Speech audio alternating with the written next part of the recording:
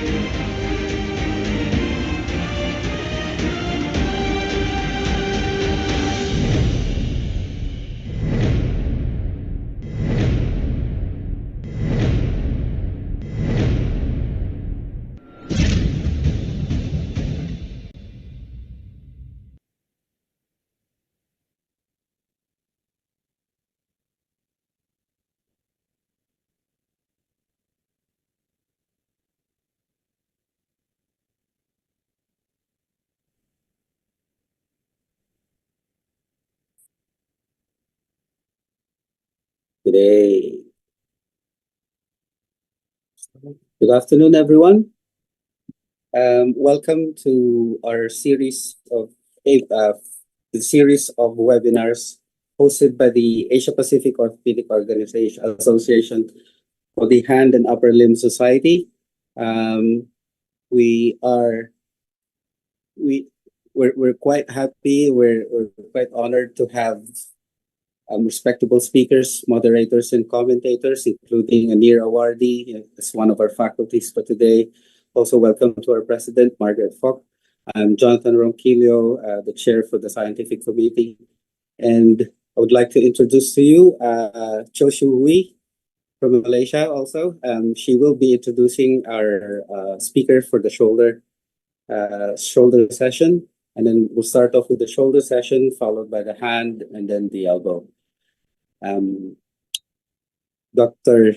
Teo Seow Hui, please introduce your speakers and commentators. Thank you.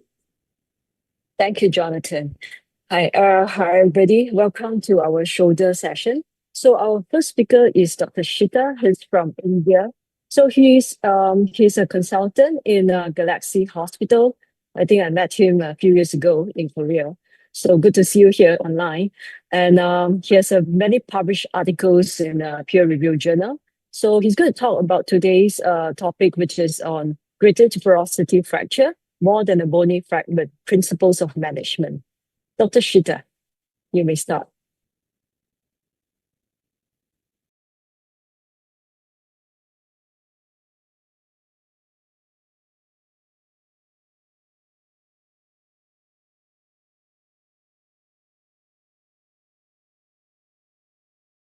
While waiting for Dr. Sheetal to put on his screen, everyone of you are encouraged to put on your questions in the webinar chat box. We'll have some Q&A session after this. Hi, good afternoon, everyone. I hope I am loud and clear.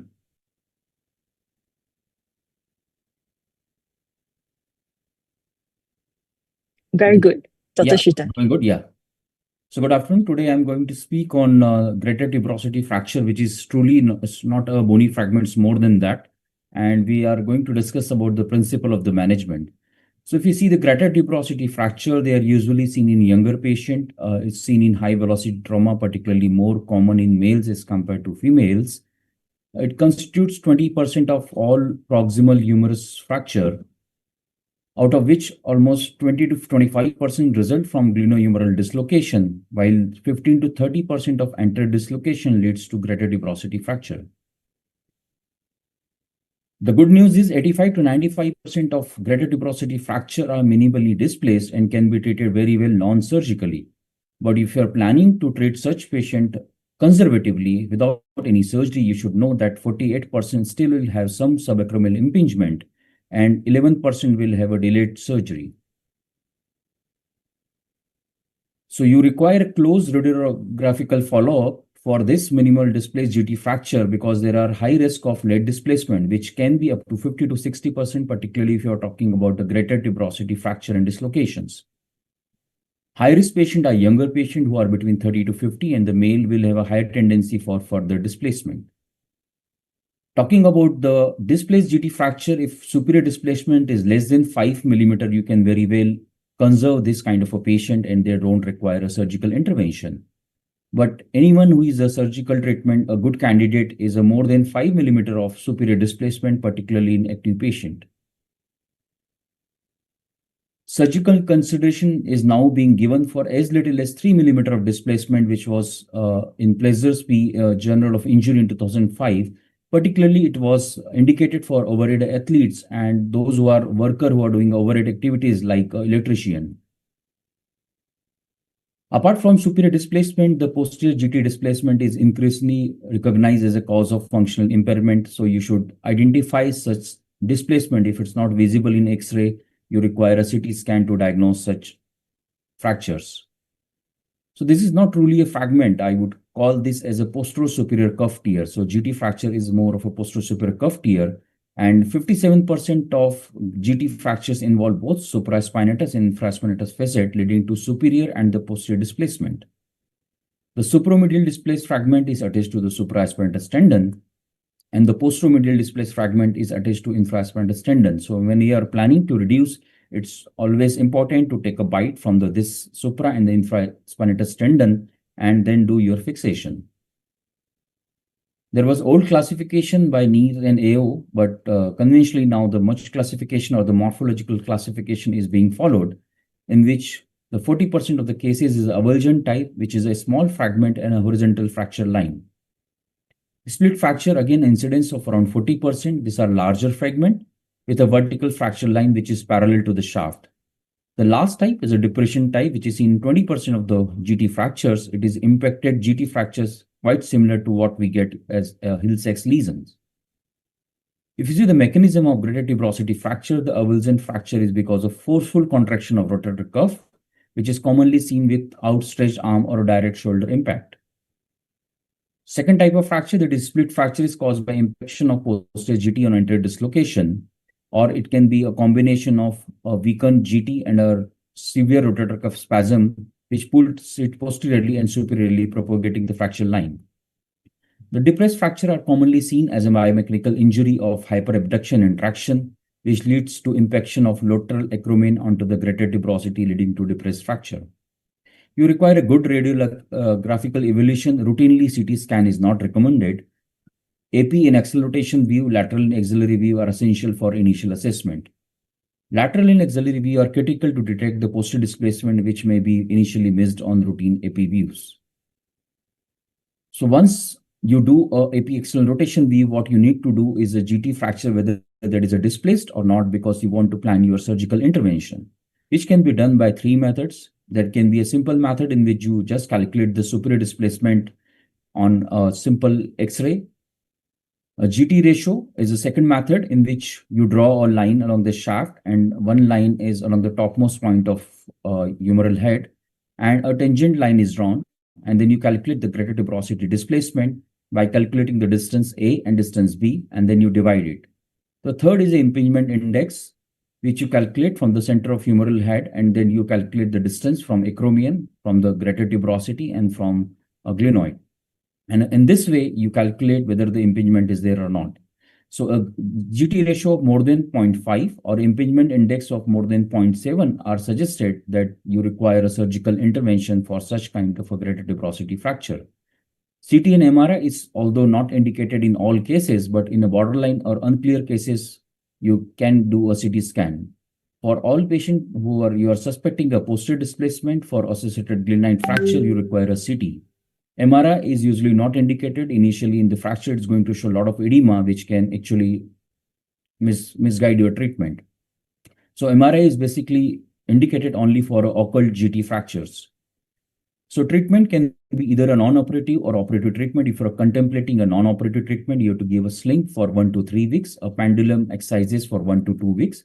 Active assisted shoulder range of motion is at 3 to 6 weeks, and strength training is done only after 6 to 8 weeks, or once you start seeing a bony union in your radiograph. Surgical treatment can be divided into arthroscopic, percutaneous, or open fixation. Arthroscopic is good for avulsion type, percutaneous is good for a split type and young with a good bone quality, and open fracture is indicated for comminuted fracture, a distal extension, and for the patient who are having a poor bone quality. Why actually you want to fix a fracture when greater tuberosity is displaced? Because not just a bony fragment, it's going to lead to a subacromial impingement.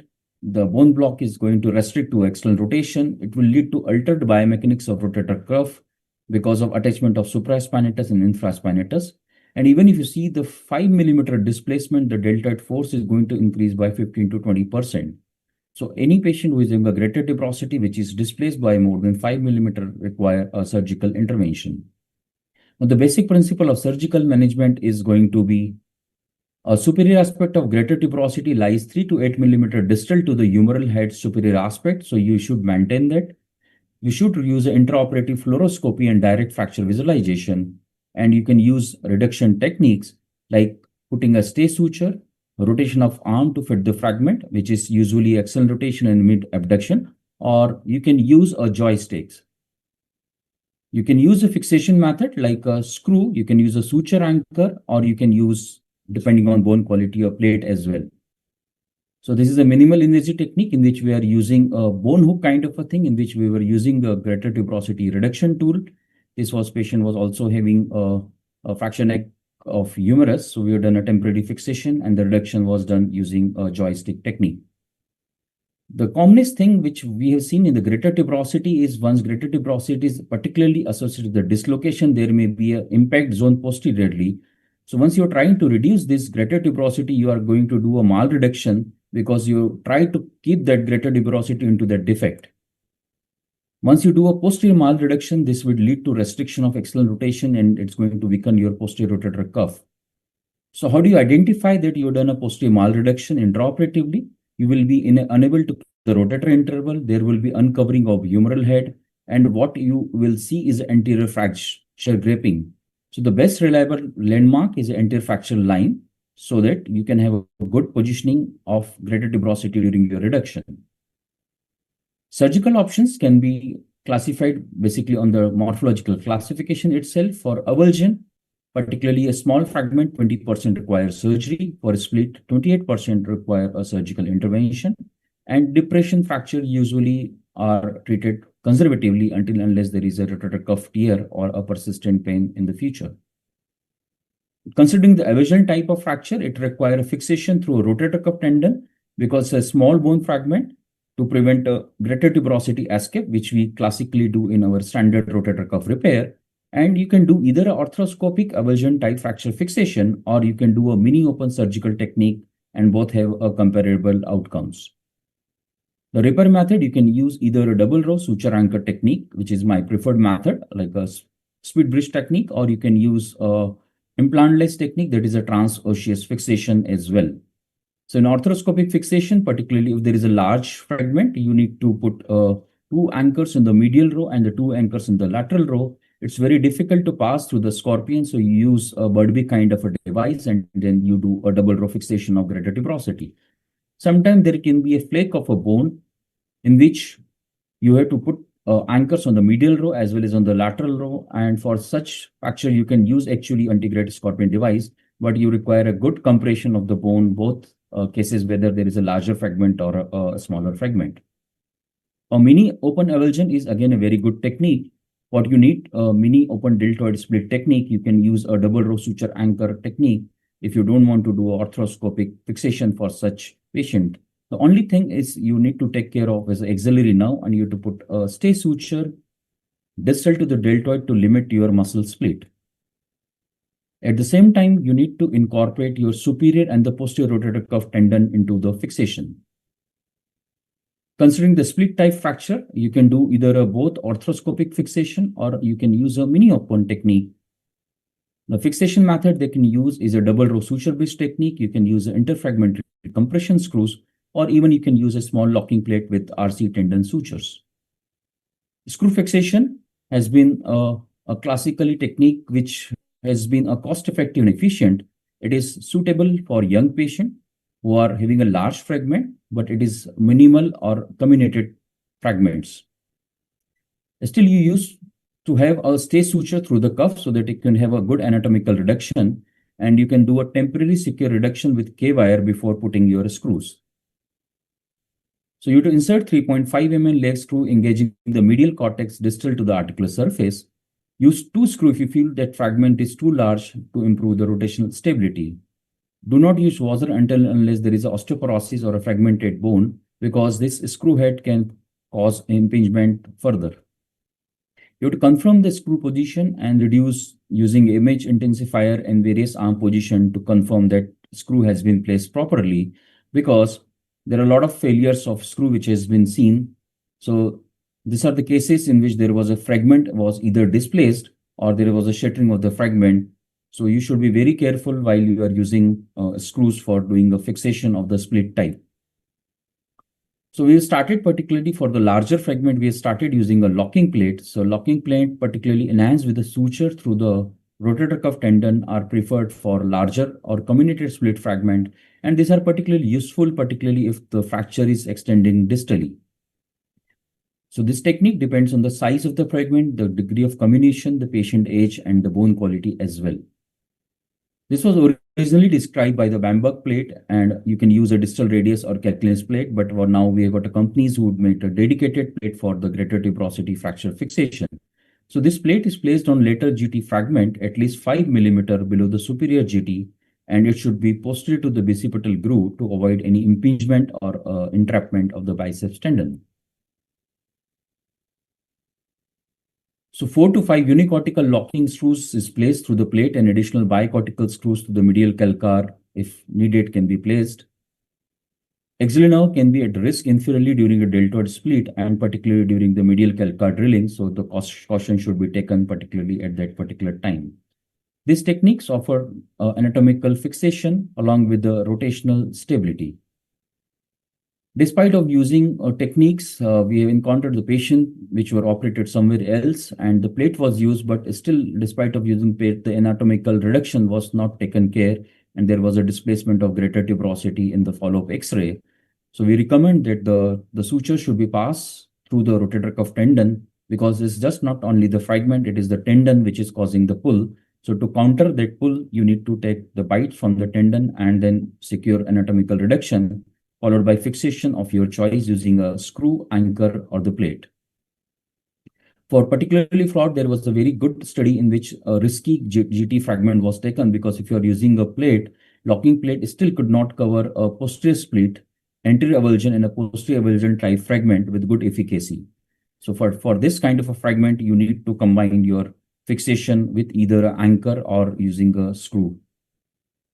A depression type fracture, which is a third type of fracture of the morphological classification, usually these are non-displaced and fragments are impacted into the humeral head. Rarely it requires a surgery, and if displacement occur later, surgical treatment similar to avulsion type fracture can be used, and often done subacutely or late after identifying the full thickness rotator cuff tear. So to summarize, a GT fracture, if active patient is fit for surgery, displacement is more than 5 mm or a GT ratio is more than 0.5, or if there is impingement index which is more than 0.7, a surgical treatment is required. For avulsion, you can do a transosseous or double row cuff repair, either arthroscopic or open surgery. For a split type, for a larger fragment, I will prefer a small locking plate. For a smaller fragment, in a split type, I will use a screw fixation. Non-surgical treatment is indicated for depression kind of a fracture. This is all from my side. Thank you. Thank you very much, Dr. Sheetal. It was a very wonderful, comprehensive talk. So next, we'll continue with our next speaker on the next topic. So I'd like to introduce Dr. Rhee. Are you ready? Yeah, hi Teo. Good to see Yeah, you. waiting. Yeah, good to see you here. So, Doctor, I think we don't really need to introduce him much. We all know he's an associate professor in Kyung-Hee University in Seoul. Yeah, he is someone who is in a lot of innovations and AI. Yeah. But today we'll hear from him on acromion clavicular dislocation, type 4, surgical treatment, and complication. Yeah, you will start. All right, thank you.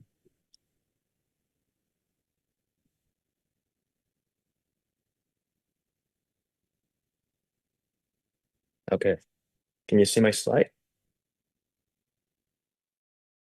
Yes, we can. All right. Thank you. Thank you for having me here. I'm so honored I'm so glad to see all of my friends here.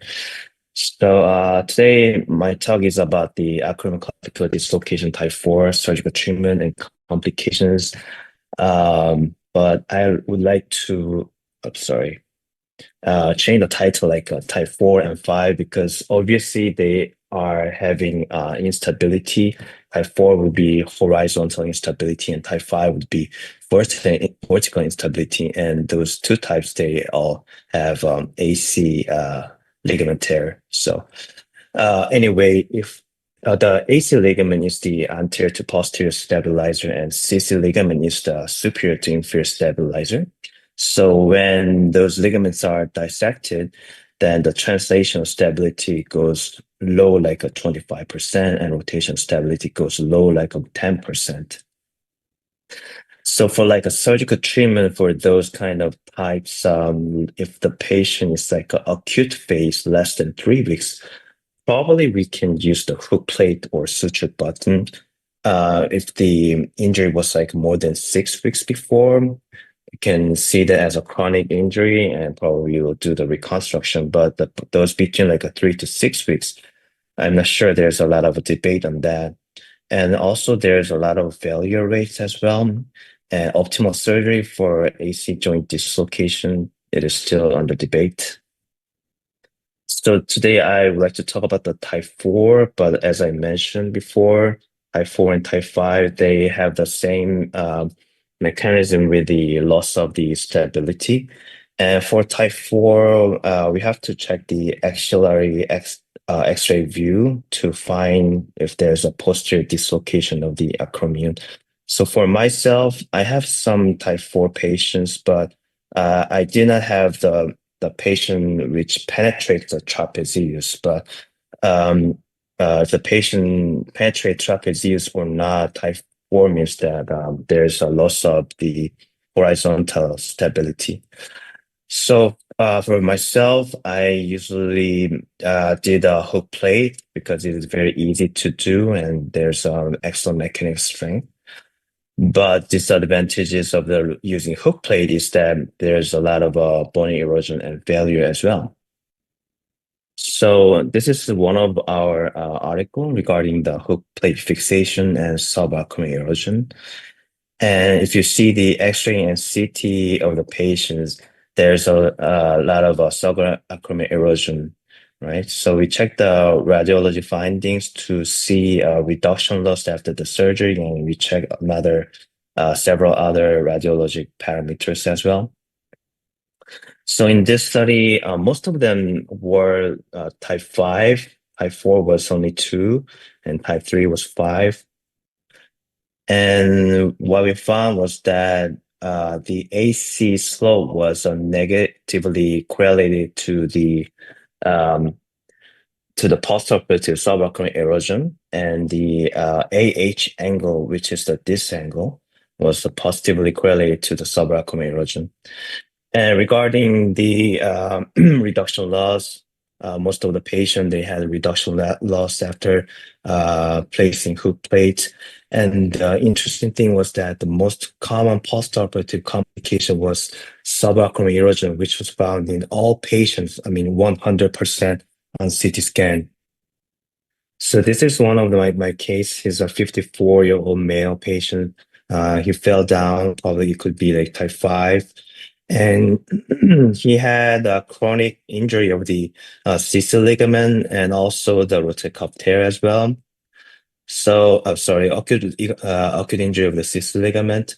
So what I done was I put the hook plate in it, and you see that this hook is already penetrating the acromion.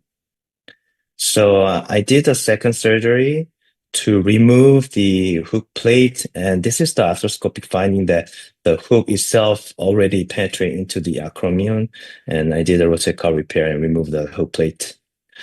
So for me, when I use hook plate, I rather use this angled hook plate. But obviously, you can also see that there's another penetration here as well. So we have another option using the dog bone. So we make a hole at the crocodile base and put the dog bone on it. And then do the reduction and do like this, so they can fix the CC ligament area. But obviously, there's a lot of complication after doing this. There's a dislocation of this metric instrument, and also there can be the fracture as well. So for myself, this is the 49-year-old male. He had a CC ligament reconstruction with dog bone from another hospital. So he had a chronic injury, so he had a dog bone reconstruction. But there was a dislocation of this area, and then there was reduction loss. So what I done was I used the tibialis tendon to reconstruct this again.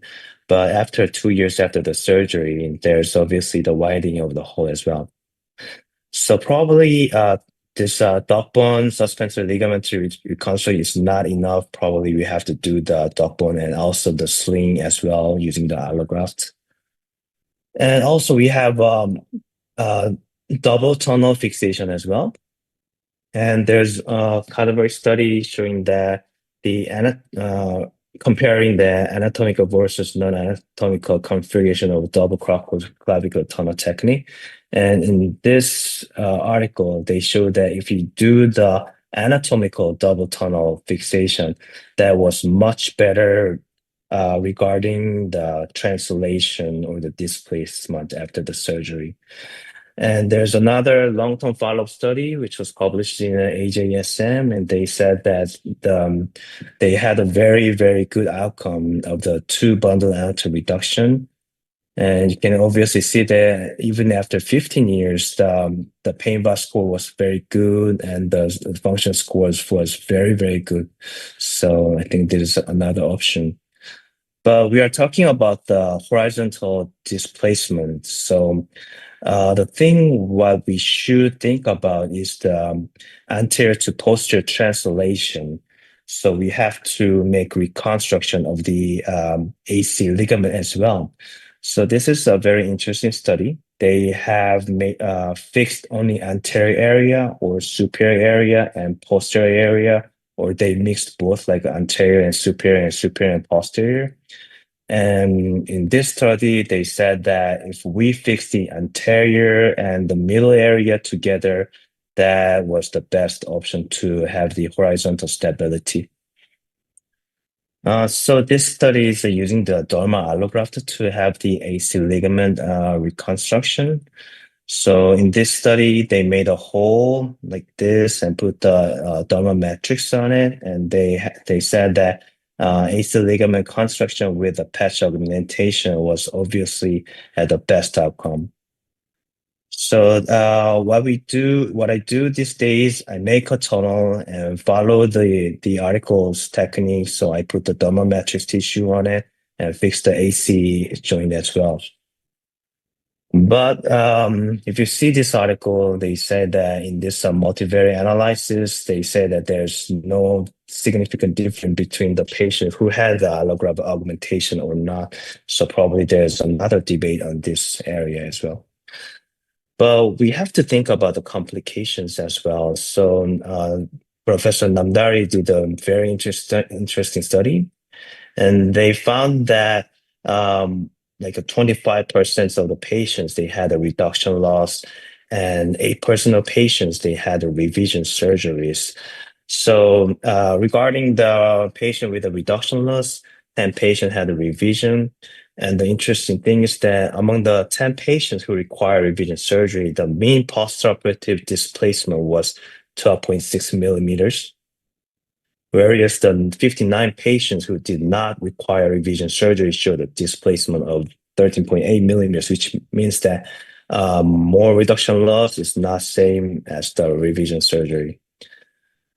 And if you see these articles, there's reduction loss and radiology failures, but the return to military rate is over 80%, and return to sports was like 83%, which means that radiology outcome is not everything, and clinical outcome is not equal to the revision rate. So for like this patient had AC ligament tear, CC ligament tear, and postoperatively we used the type rope, but there was a failure and displacement and reduction loss. But the patient at 1 year after the surgery, range of motions are full and there's no pain, so we just do the observation. So we should not see only the radiology findings. We have to think about the patient's symptoms. So even in cases of reduction loss, surgery is not always necessary. The method using the initial surgery is also very important. And revision surgery, of course, has a very high risk of complications, and the decisions should be made based on the patient's symptoms. So when should revision surgery be considered, or what surgical strategies can minimize complications after revision? So for like this patient, there was a hook plate insertion, and there was erosion and acromial fracture as well. So in this study, they had a fracture here. So they inserted the hook plate again, and they put the transfer screws, and the transacromial screws could maintain the reduction of the AC joint without any concern of further erosion or superior migration of clavicular hooks. So if you meet some kind of this kind of patient, probably this could be another option. So for me, I love doing this sling fixation. So for like this patient, he had dog bone, but there's another complication. So we use this tibialis allograft to fix it and put the K-wires in it. And also another patient is from Professor Young-Taek Kim, and he did a hook plate insertion. There was a displacement, and he did this plate insertion here, and there's another failure. So he did CC reconstruction with allograft. So these days, for me, if there's horizontal instability or vertical instability, I use the sling reconstruction, and also I put the allodermal matrix as well. So for like this, I use the tibialis tendon, and then use the remnant of the tibialis tendon to fix the AC joint as well. So surgery is indicated for type 4 AC dislocation, of course, but okay, 3 weeks after the surgery, I mean, if it is the acute injury, probably we can use the hook plate or suture button, but obviously there's a lot of complications because we cannot get the horizontal stability. So probably we should use the biology reconstruction for those type 4 or type 5 AC dislocations. And CC ligaments provide main vertical stability. And also we have to think about the AC acromioclavicular balance as well. And reduction loss is very common, but not all cases require revision. So we have to focus on patient symptoms, not only radiographic loss. So thank you for your attention. Thank you very much, Dr. Sun-Mei. So I think we are now open for Q&A, but we have very limited time. So we have 2 questions in our Q&A box here. So the 2 questions are actually directed to Dr. Sun-Mei. So Yeah. Dr. Sheetal, you can join us too. So anyway, the first question is, okay, when you were to reconstruct the CC ligament, if let's say you're going to put a single point, because there's no pure isometric point, right? Because it's quite broad, the attachment. So how do you identify the single point of fixation if that's what you're doing? Well, you mean when I use the tibialis tendon fixation, right? Yeah, yes, on the clavicle. Yeah. The proper position and location of the fixation and making tunnel should be depend on the C arm actually. So I do the reduction with the pushing the clavicle downwards and see the coracoid location and make a hole just above the coracoid. Yeah. Okay. Thanks. Can I comment on that question? Yes, please. Hui? Yeah. So I think it's a very important question because if we are creating a single tunnel technique in terms of reconstruction of the CC ligaments, you should be really in the isometric point. So regarding the anatomical studies, the conoid center lies about like 45 millimeters from the lateral of clavicle end, and the trapezoid center lies around like 25 up to 30 millimeters from the lateral edge of clavicle. So if you want to find out an isometric point, definitely I will go to fluoroscopy in that case. I am willing to go perpendicular, definitely in the same projection. But in terms of the anatomical landmarks, the most important part, if you don't have an image intensifier or something like this, you should be around like 35 millimeters medial to the lateral edge of clavicle. So this might be a kind of like isometric point that you may do in the CC ligament reconstruction.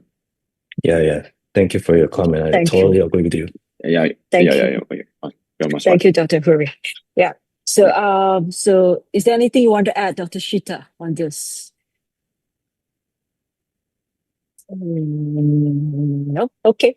Move on to the next question. It is also about the ACJ. So let's say you put in a hook plate, right? That cause a lot of erosion. So the question is, how much movement do you allow for these patients before you remove the plate? And second part is when do you remove the plate? Yeah, that's a great question. So for myself, I tell the patients to maintain the abduction pillow for 4 weeks, and only wrist and elbow exercises are allowed.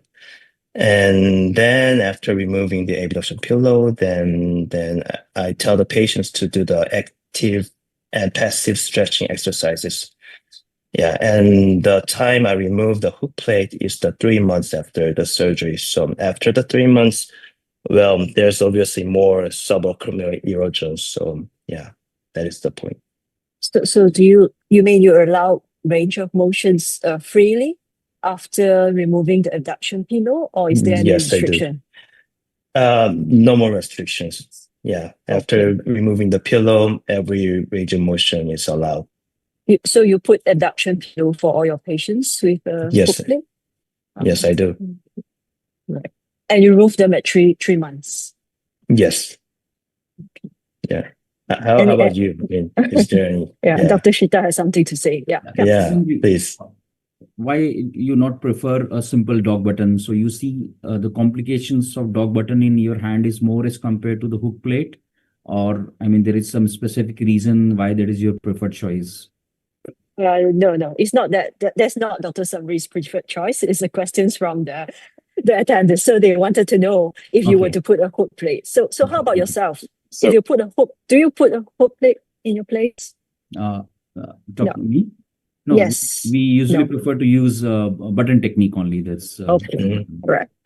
I stopped using hook plates for many years now. Okay. Yeah. Dr. Huri, you want to say something? I can comment something on that. It was really great presentation about the hook plates. I stopped using hook plates for many years ago. I have a limited experience. I totally agree with Dr. Sheetal approach. I use a duck bone technique with definitely AC ligament repair versus reconstruction with an allograft. And I want to say something about the range of motions that I faced during the AC, the hook plate. So regarding the biomechanical studies, elevation up more than 90 degrees of abduction definitely have a huge, produce a huge stress on the acromion. So if you are talking about like a hook plate application and they allow the patients how range of motion is, we are going to allow that.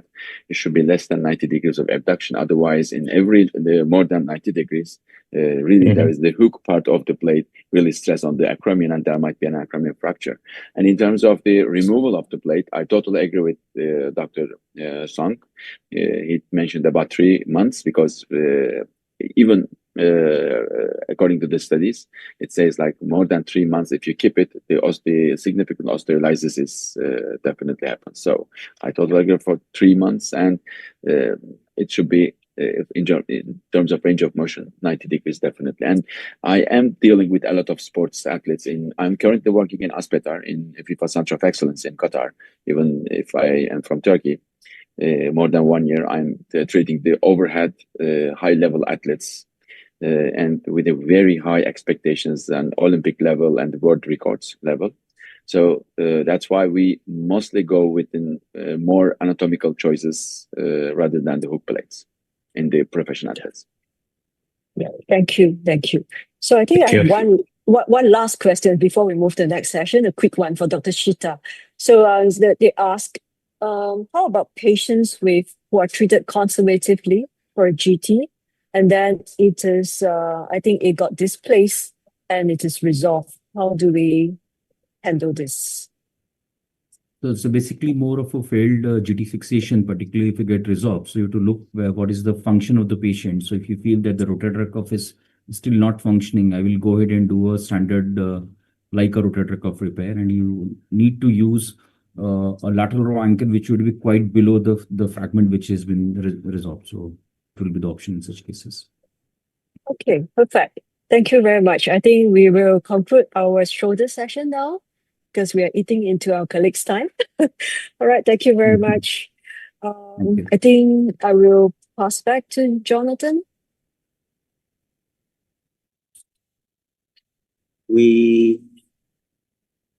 Thank you, Dr. Hui. Thank you for the commentators and speakers. Dr.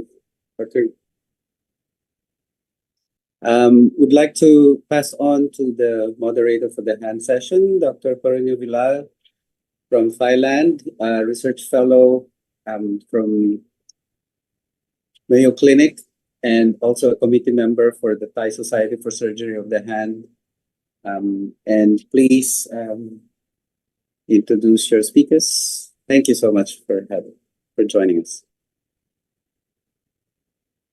Thank you, Jonathan. Can you hear me? Yes, loud and clear. Thank you. Okay. Yeah. Good afternoon from Thailand, everyone, and welcome to the APOA Hand and Upper Limb webinar. My name is Parunyoo Vilai, and it's my honor to serve as a moderator in hand session today. We are pleased to have 2 speakers and 1 commentator joining us. Our first speaker is Dr. Abhijeet Waheggaonkar from Sahyadri Hospital in Pune, India, who will present it on acute scaphoid fracture. Our second speaker is Dr. Chung from Singapore General Hospital, who will present on the management of scaphoid non-union. And we are also delighted to have Dr. Jun-Ku Lee from St. Mary Hospital in Seoul, Korea as our commentator, who will be sharing his expert insight with us today. Our speaker and commentator today are true experts in hand and wrist surgery, both in open technique and arthroscopy. We hope you enjoy the session and learn a lot from them. Without further delay, I would like to invite our first speaker, Professor Abhijeet, to begin his presentation. Professor Abhijeet, please. Yeah, greetings and thank you so much for that generous introduction. I would like to thank the APOA and the HUL committee for the opportunity to be here with you. I'll go ahead and share my slides. I hope the slides are visible. Just give me a moment. Am I audible as well? Yes, Abhijeet. Very well. All right, just give me a moment. My slides were in a little bit of disarray.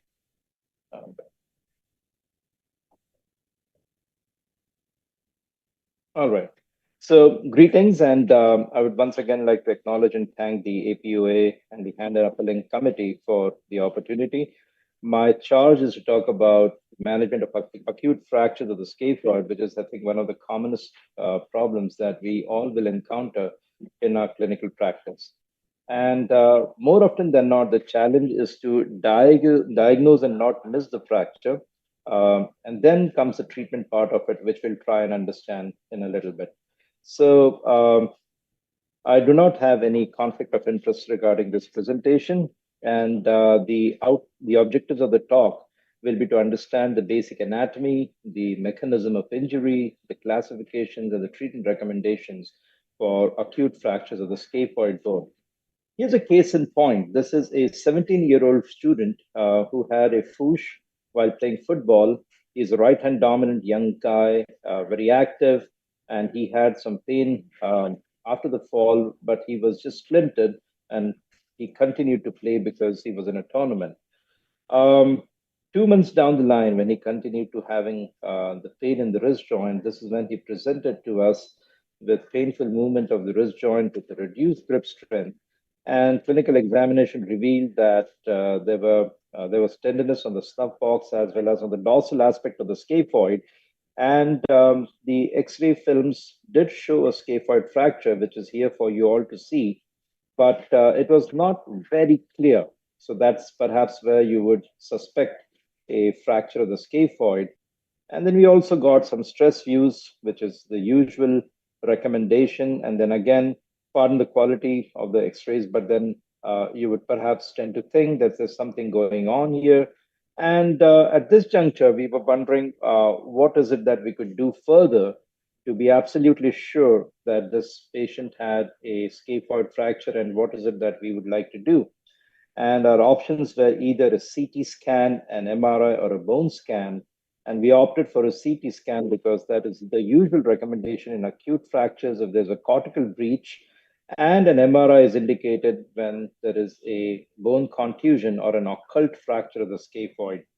And what the CT scan revealed was this proximal third fracture of the scaphoid, which now leaves no room for doubt that this needs and this deserves to be fixed. And the options, although are several, the standard of care is to fix these fractures because we all know that this has a propensity for going on to non-union. And this is how the fixation was done. So with that backdrop, let us now understand a little bit of the anatomy of the scaphoid, which is about 80% covered with articular cartilage. There are limiting ligamentous attachments, and the vascular supply is quite precarious, as we all know. I'm sorry about this slide here. This image has somewhat distorted, but suffice it to say that the dorsal carpal branch perfuses about 70% of the scaphoid, while the remainder of the perfusion is from the superficial palmar branch. And this is the decalcified specimens from the study of Richard Gelberman, which is a standard that we use for kind of understanding the blood supply of the scaphoid. The biomechanics also have been extensively studied and very well understood now. This is usually a fracture that results from a fall onto an outstretched hand. And there's something called as a nutcracker effect that will produce fractures at different levels of the scaphoid, depending upon the force of the fall, as well as the torque, as well as the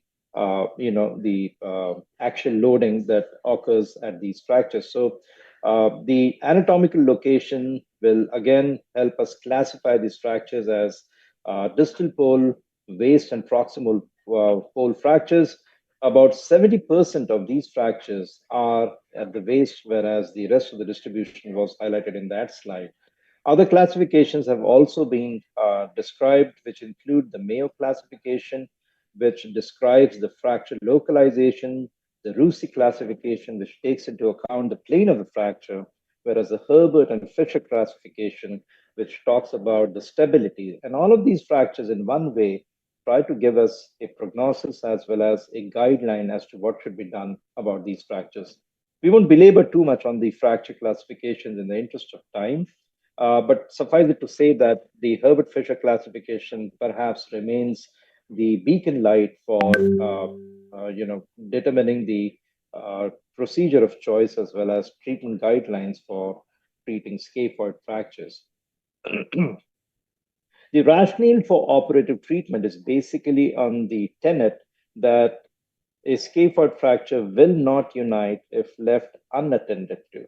And then this is known from very extensive studies that have shown conclusively that the non-union rate in untreated fractures can be as high as 40%, a malunion rate that can be as high as 30%, and delayed healing because of cast treatment, especially in the younger age group or in proximal pole fractures. So therefore, fixation of the scaphoid whenever and wherever possible and then immobilization is perhaps a standard of care. And therefore, in minimally displaced and acute fractures of the scaphoid, either an open or a limited open reduction or a percutaneous internal fixation is now become the standard of care or the treatment of choice for these patients. And this stems from the assumption that all acute fractures are unstable and should be treated as such. The next, perhaps most important aspect would be to diagnose. And diagnosis is very important, critical, because the commonest reason for a scaphoid fracture progressing to non-union is failure to diagnose a scaphoid fracture. And that remains the single most important reason for scaphoid non-unions.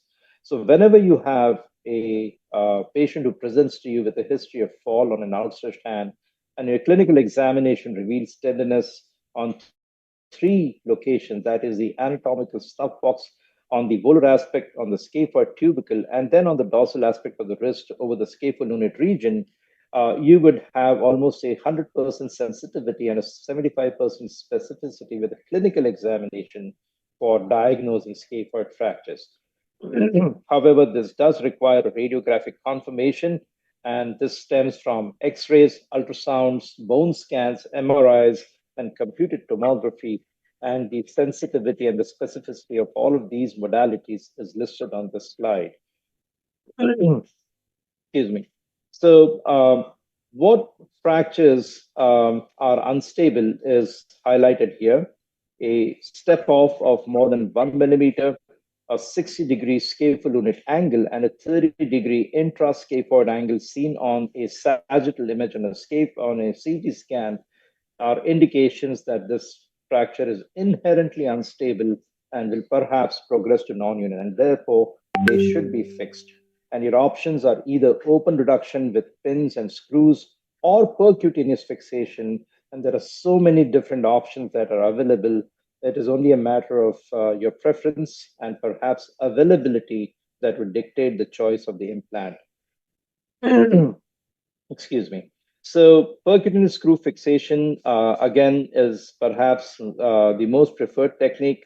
We usually, video is not playing. I think I got it from, I'm terribly sorry the videos are not running because I got them from Windows to the Mac. Nevertheless, we use a hypodermic needle, a 16 gauge or an 18 gauge needle, depending upon the diameter of your guide wire.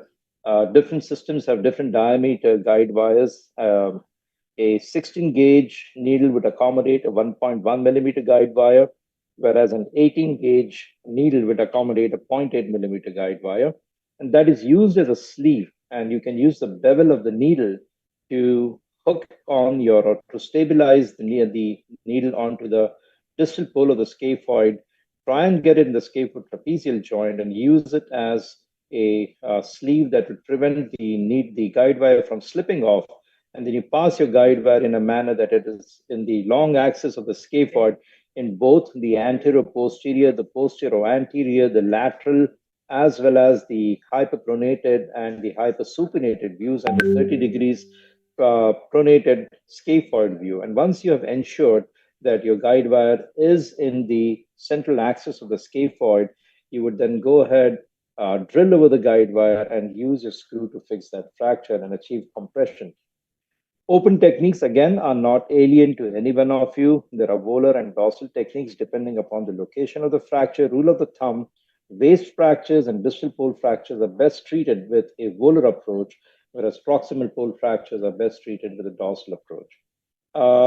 There are several screws. Again, I won't belabor too much on this in the interest of time. There are partially threaded, fully threaded, short threaded, and long threaded screws. And there's a paraphernalia and a litany of options that is available for you all out there. So this is something which I've already spoken about. And dorsally, you can either do a percutaneous technique or a minimally invasive technique, or you can perform a formal arthrotomy, raise the burger flap, and then achieve your guide wire placement. And it is also important to understand the anatomy and the morphology of the scaphoid, that it is a twisted bone, and your guide wire, your reduction has to be accurate, and your guide wire has to be perfectly in place so as to get the compression for a good healing.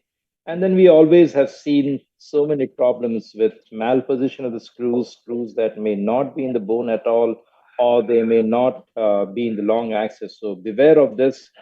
This has a very steep learning curve.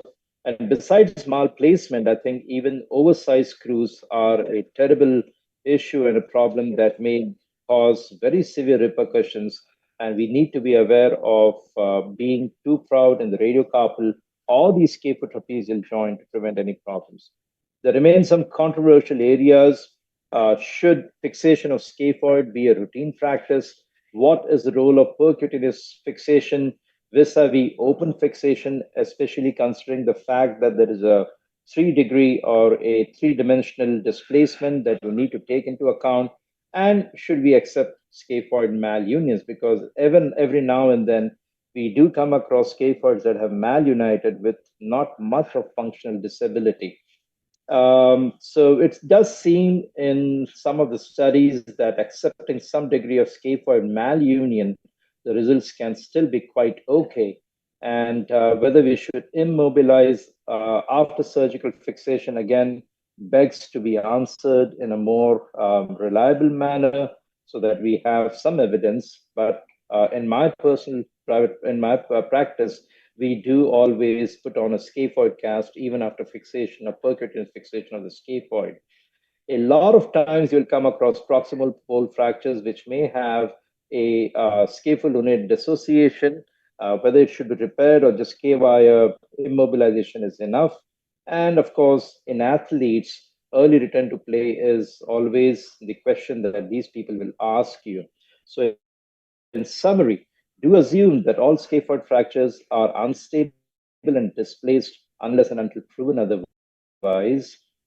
Fixation, either percutaneous or open, are the options that are available, and with proper training and experience, percutaneous perhaps has now come to replace open reduction until fixation for most of the acute fractures. And of course, operative treatment when the reduction is not possible, or you do not want too much of radiological exposure, X-ray exposure, you would perhaps want to do an open procedure, either dorsal or volar, which will be dictated by the displacement and the location of the fracture.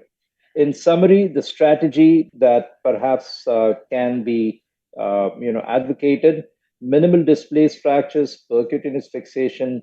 If the displacement is too much, or if there is comminution and open reduction, proximal third fractures, you would use a dorsal approach, distal third volar approach, and I think screws are perhaps far better than wires.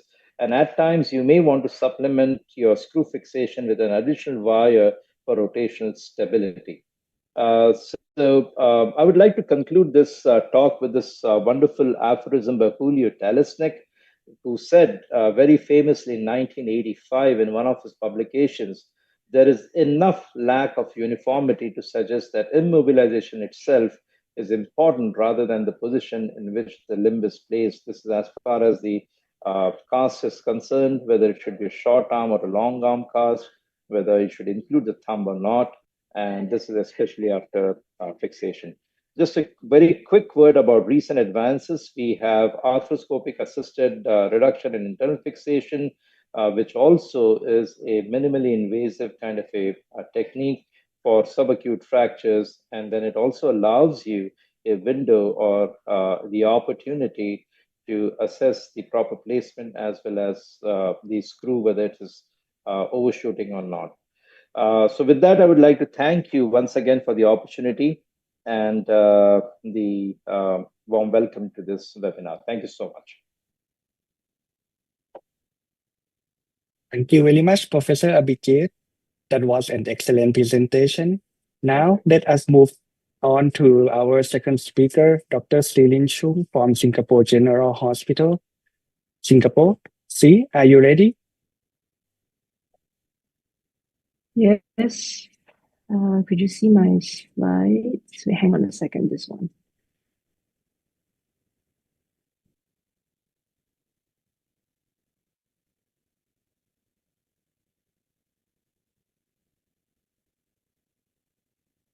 Could you see my slides?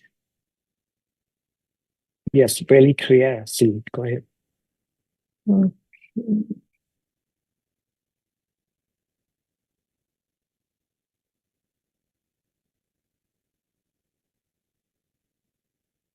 All right. Okay, I hope you guys can see my slides. So thank you very much for the invitation. And I'll be talking on the management of scaphoid non-union treatment strategy, and I'll be focusing more on arthroscopic because arthroscopic approach is what I usually practice. So we all are aware of scaphoid fractures. Thank you, Abhijeet, for talking about the anatomy and so on. And again, thank you for the invitation again. So scaphoid non-union usually occurs about 10 to 15%, but from Abhijeet's talk, it could be up to about 40%. And usually how scaphoid fracture become non-union is because of a delay. So when there is a scaphoid fracture that is delayed for more than 4 weeks, if the fracture involved the proximal pole, if there is a displacement of at least more than 1 millimeter, presence of avascular necrosis, smoking, and some deformities such as DZ, humpback deformity, scapholunic angle of more than 60 degrees. These are all risk factors of scaphoid non-union. Now, when does it consider a non-union? Now, there is no universal definition on when non-union is for scaphoid. Prof. P.C. Ho and Wong actually in 2019 said that there is no radiological healing at least 3 months after injury. And you can see from this x-ray, there is a non-union and there's adjacent sclerosis as well. Sometimes in some cases, there's cystic formation. Other papers do talk about non-union at least 6 months on radiological healing.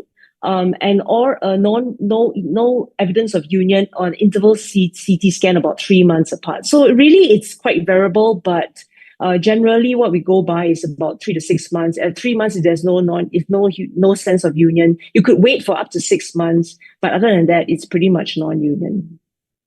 Now, in terms of the treatment strategy on arthroscopic or rather management of scaphoid non-union, it really depends on where. So depends on the location as well, whether is it a distal pole, which is quite rare. Waist is the most common area where you get non-union or proximal pole. Proximal pole non-union usually will lead on to avascular necrosis, higher risk on that because of the retrocooled blood supply. And then in terms of the deformity of non-union, it really depends on whether there is a humpback deformity, like so, or whether if there's a DZ deformity where the lunate is extended, or even if there's evidence of scaphoid non-union advanced collapse, where there's already evidence of degeneration, post-traumatic arthritis. So, depends on these deformity, the treatment really differs, and also in terms of the vascularity of the proximal pole, whether you want to use a vascularized bone graft or non-vascularized bone graft, there has been systematic studies that show that doing a vascularized versus non-vascularized has no difference in terms of the union rate for the proximal pole non-unions. So Why arthroscopic approach? Generally, we usually approach to the scaphoid non-union management arthroscopically because it's less invasive. It allows for vascularity assessment because, looking at the vascularity of the scaphoid non-union, it is actually the gold standard. If the proximal pole has no bleeding, at least you kind of know that, okay, the proximal pole has actually avascular necrosis. You might want to think of something else to try to boost the vascularity. It also allows for more precise assessment. Especially in addition to that, sometimes there is also additional scapholunate ligament injury that you can also assess. Because it's mainly minimally invasive, it actually avoids devascularization of the carpus, less fibrosis, and eventually less stiffness. Prof. P.C. Ho from Hong Kong actually is one of the pioneers of arthroscopic bone grafting of scaphoid non-union. His first case is 1997. And of course, to some of you who are interested, you can check out this paper that he actually lists down all the specific techniques on how to do arthroscopic bone grafting for scaphoid non-union. Well, going back to the indication, actually, in fact, the indications are pretty much quite wide because there have been, surgeons actually doing arthroscopic bone grafting for humpback deformity, even for DZ deformity. And even for patients with scaphoid non-union advanced collapse, you can also do a radial styloidectomy as well as revascularization or rather arthroscopic bone grafting of scaphoid non-union. So essentially, the indication is pretty wide for arthroscopic approach. Now, another question that we always ask ourselves is bone graft always necessary? May not be. So Martin Kalowa actually did a prospective study. And in this prospective study, he looked at 84 patients with scaphoid non-union, including cis and humpback deformity. And he actually only did arthroscopic assessment and fixation with no grafting. And he also did a core decompression. And he found that more than 90% of the patient actually has union at about a mean of 52 months. And you could see that there is cystic defects up to 10 millimeter. By doing a core decompression, eventually, there is healing. And this core decompression actually came from this Kienbock's disease management, where actually these authors actually did core decompression for patients with Kienbock's disease. And they found that actually at about 5 months after, by looking at the bone technetium scan, you could see that there is increased vascularity of the carpus after core decompression. What about no debridement and bone grafting? Because usually when we manage scaphoid non-unions, we usually debride the non-union site until it has punctate bleeding from the arthroscopic assessment. And then we put on the bone graft or not. But yes, you can actually fix the scaphoid non-union without debridement and bone grafting when you put in the scope and if the cartilage cap is intact. So if the cartilage cap is relatively intact, generally it's quite stable and the patient will generally heal. But if the cartilage cap is actually disrupted, then generally it is advisable to actually debride and actually place bone grafting. So I'm going to share some of my personal cases. So this is a case of a 21-year-old army male with no past medical history. He has about right-sided radial-sided wrist pain for about 6 months. And he actually has multiple trauma of fall multiple times with hyperextension of injury. And so this is a patient actually has a proximal post-scaphoid non-union. You can see there's a DZ deformity, the non-union site, there is displacement. And what I did was basically, I did a sort of a radial styloid, listus tubercle incision. I first harvested the bone graft through the Jamshidi needle. And then after that, I did a core decompression, that hopefully to increase the vascularity. And then I placed in a guide wire for scaphoid fixation. And this guide wire is actually placed halfway through first. And I parked in the radiolunate wire to correct the DC deformity. Subsequently, then I would place the arthroscopic. Apologies about my dogs, they're barking. So anyway, so basically, this is from the 6R view. It is a radial styloid. There's some cartilage thinning there. So I did some radial styloidectomy because usually, in cases that are quite chronic, they usually have some form of radial styloid arthritis. Now, looking at the mid-carpal ulnar view, you can see the scaphoid non-union side over there. This is the scapholunate joint. And the white arrow, and this is it, okay? So you can see this non-union site. One may argue that the cartilage cap is intact, but from the MRI, it's a bit displaced, so I didn't want to take the risk for that. So I actually used a curette to debride the scaphoid non-union site until there is actually punctate bleeding as shown over here. You want to make sure that there's punctate bleeding both distally and proximally. All right. And then after that, with the bone graft that was harvested from the distal radius, we did it to pack. So we packed the bone graft into the scaphoid non-union site. You really want to pack really tight. I also harvested some from the iliac crest as well. So my assistant harvested from the iliac crest, and I placed the bone graft into the scaphoid non-union site like so. So once it's nicely and tightly packed, I place a T-cell glue. All right.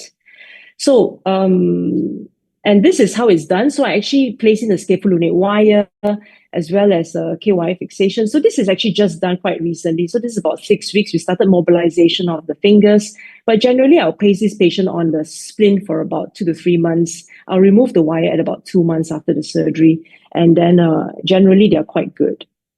Okay, now, another question is when to K-wire. You can either put a bone graft and then K-wire, or put a K-wire first and bone graft. So this study is quite interesting. They found that if you put a K-wire first before bone grafting, the union rate of for scaphoid non-union is actually 60%. But if you put a K-wire after grafting, the union rate actually is quite high, about 96%. So that's the reason why this is interesting to me, because I had a case where I actually placed in a screw first. So I placed in a headless compression screw first, and then I placed in the bone graft, right?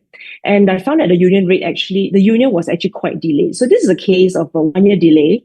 He's a male smoker. You can see there's a non-union over the scaphoid proximal waist. And I placed in the first screw first, followed by the ABG. So again, this is the scaphoid non-union site. I placed in the first screw first, then I went in through the MCU portal. And obviously the scaphoid site is actually quite tight. I couldn't really mobilize the scaphoid non-union as well. But I debrided anyway. So I debrided, curetted that scaphoid non-union site. It was quite a tight space. And then, so basically debrided until there is a punctate bleeding as per how it was. And you can see from the far end there's actually the screw is actually, you can see the first screw in that region over there. Okay. So after that was done, we actually did, again, arthroscopic bone grafting. This time we harvested from the iliac crest, and then we placed it into the scaphoid non-union site. So once the placement of the bone graft in the non-union site, we place in the second screw. Right, so we have to pack it quite tightly, place in the second screw, and then subsequently, that was that. So what happened? Okay, so the problem with placing the screw or even in any implant is that you cannot really sort of reach the far end of the scaphoid non-union site. And I kind of observed this patient at 3 months, at 6 months, and at 6 months you could see that there is persistent fracture gap. There's no healing at all. So I decided to actually redo the surgery. I went in, and you can see this is a non-union site. But when you actually put a probe through the non-union site, you could see that the non-union site is actually quite soft. And hence I had to debride again. But in this time, I couldn't remove the screw because they are quite tight. So you could see the previous screw over there. But this time I debrided even deeper. And I also added the BMP along with the cancellous bone graft onto that non-union site. All right. So this is after about 6 months. We usually do a 3 months and 6 months CT. At 3 months, it was partially united. At 6 months, it was fully united, and the patient was relatively happy with a good and full range of motion. So what about SNAC2 with humpback deformity? So this patient actually has presented about after years of scaphoid non-union, and then he had this persistent pain, couldn't work at all in any direction of the wrist motion. You can see that there is about at least SNAC2. So I decided, obviously the option for this is either a proximal carpectomy or scaphoidectomy and fall corner fusion, but we want to actually preserve the motion. We want to try to salvage the scaphoid. And so we decided to go in for the scaphoid non-union surgery. So I also did a PIN urectomy as well in this case because he had this pain. Again, it's a similar step, pre-placement of the K-wire as well as the radiolunate wire to correct the DC deformity. And then when I went in, the arthritis is quite bad. I first did a radiosylloidectomy in this case using a 3mm burr. And then looking at the MCU portal, you can see the capitate is, the cartilage is very thin now, is very fibrillated. And then you can see the non-union site here, the proximal pole is very, very small. but I did what I could. So basically debrided until punctate bleeding. This patient actually has a humpback deformity. So we actually harvested the bone graft from the iliac crest. And then we sort of packed the bone graft as much as we can, placing the tissue glue. And you can see the X-ray on the right. At 3 months, it actually healed very, very well. There is a humpback deformity, but the patient actually functioning quite well. You can see the scar is actually pretty much scarless. And this is before and after bone grafting of the scaphoid. And this is a CT scan. You can see that the range of motion is actually very good. And the patient is able to do push-ups, not really hyperextension of the wrist, but able to do push-ups quite well. So another case of an inside look, I thought it was quite interesting to show. This is immediately after packing. This patient actually had a scaphoid enchondroma, but we did the same thing, packing of the scaphoid non-union site. And this is about 6 months after. You can see very nice cartilage, remodeling of the bone and everything. It looks as good as new.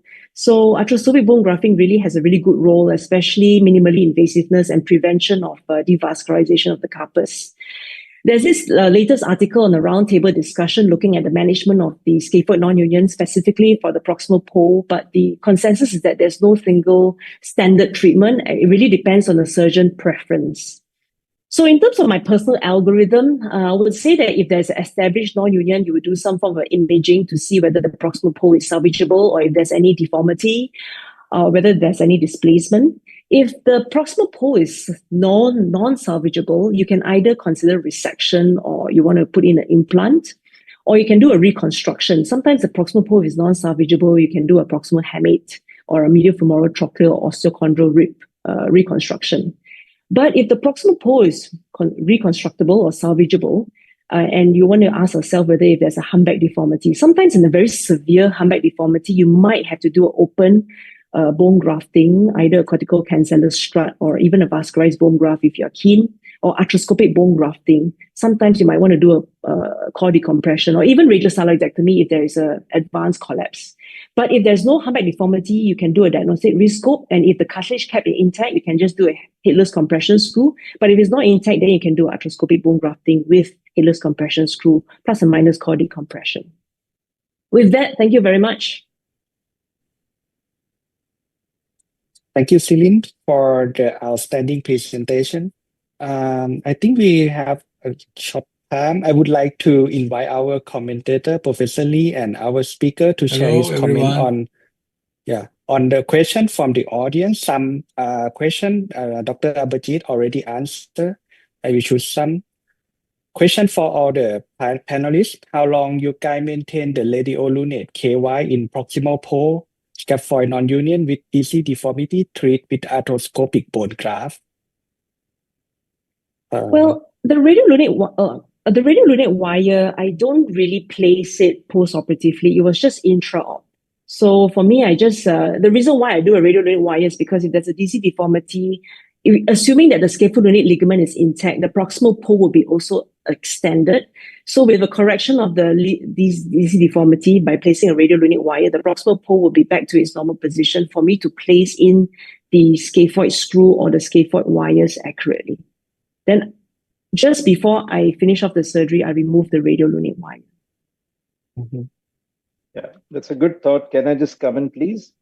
That was an excellent talk, Zirin. Thank you so much. I really enjoyed it. Abhijeet. I think what we now tend to do is use a capitellunate wire or maybe a scaphocapitate wire to maintain the scaphoid extension and thereby correct the DC deformity. And of course, we did not retain the the radiolunate wire post-operatively because restoring the length with the bone graft does correct the DC deformity. You don't have to rely on a radiolunate wire to get your correction.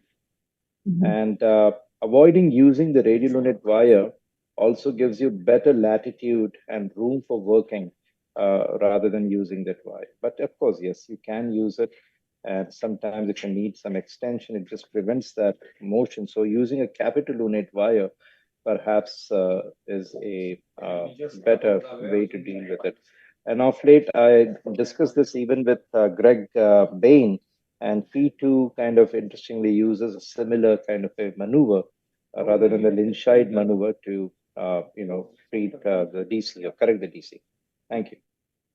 I'd like to Thank you. comment on the acute fracture approach. Yeah, the Abhijeet just talked about his preferred to do through the dorsal approach for the proximal pore and waist or distal part from the volar approach. But recently, I completely changed my mind, and I'm going almost 100% of the scaphoid fracture through the volar approach. The reason is that even though there is a small proximal pole fracture that we can approach through the volar, and my concern is that the trailing thread of the diameter is bigger than the guiding diameter of the screw. So for fear of the breakage of the proximal pore, then and I changed my mind. But still, if there is someone who wants to go through the dorsal approach, I really recommend to go open rather than the percutaneous, because there is a lot of complications reported around extensed tendon injury, cartilage injury, for everything.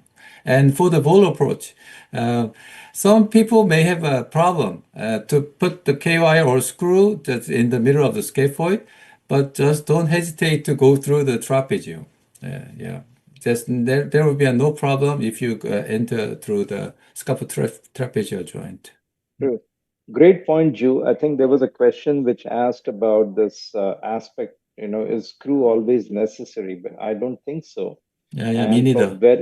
So for very proximal pole fractures, even using multiple thin K wires, and then sometimes you may even go into the scapholunate and also use a scaphocapitate wire. That also is an effective way of treating very proximal pole fractures. One. Two, like you rightly said, yes, going to the trapezium also is one way.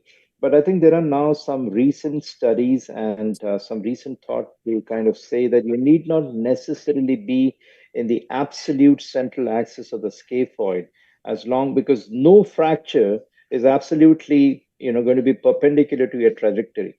So sometimes you may, correct. So you might at times even deviate a little bit so that your screw is as perpendicular, if not completely perpendicular to the long axis of the scaphoid. So for me, I think putting the central screw or K-wire maybe not necessary, because when you have a B1 type fracture, or even there's a comminuted fracture, we need a rotational stability. So in that case, rather than putting the one central K-wire or screw, but then we need to at least two K-wire or screws. That is more important. Thank you. Okay, I believe we are running out of time. Thank you once again to our two speakers and our commentators for their valuable contribution. I would like to pass the program to elbow session. Dr. Jun-Ku Lee, he is the moderator, which is our final session for today. Thank you, everyone, and have a wonderful day. Thank you. Thank you. Thanks much.